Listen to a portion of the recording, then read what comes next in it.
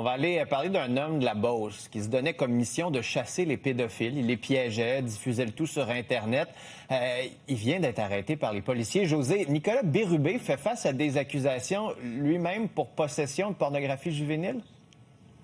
Absolument. L'individu de 23 ans qui est connu sur Internet sous le pseudonyme Nick Beer.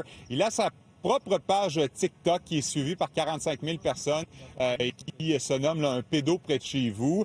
Donc, c'est une page où il expose différents scénarios et où il démontre justement la façon dont il se prend pour piéger des pédophiles. Pour ce faire, donc souvent, il communique avec des individus via une application en se faisant passer pour une adolescente ou un enfant et il fixe avec ces hommes un rendez-vous à caractère sexuel. Et c'est lors de ces rencontres justement qu'il vient confronter les individus en question en les filmant et en diffusant par la suite ces images sur les réseaux sociaux. Donc, Nicolas Bérubé qui a été arrêté à son domicile de Saint-Georges-de-Beauce hier.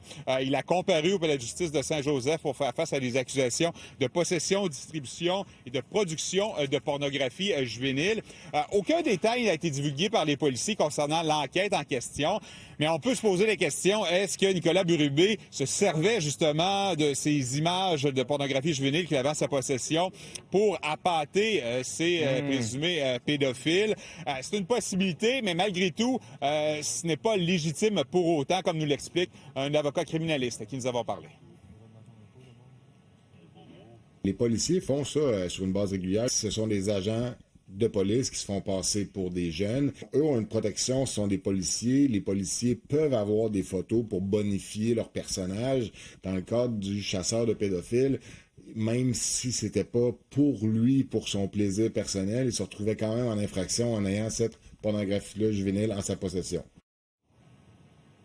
Donc, Nicolas Bérubé qui a été remis en liberté en attendant la suite des procédures dans son cas. Merci, José.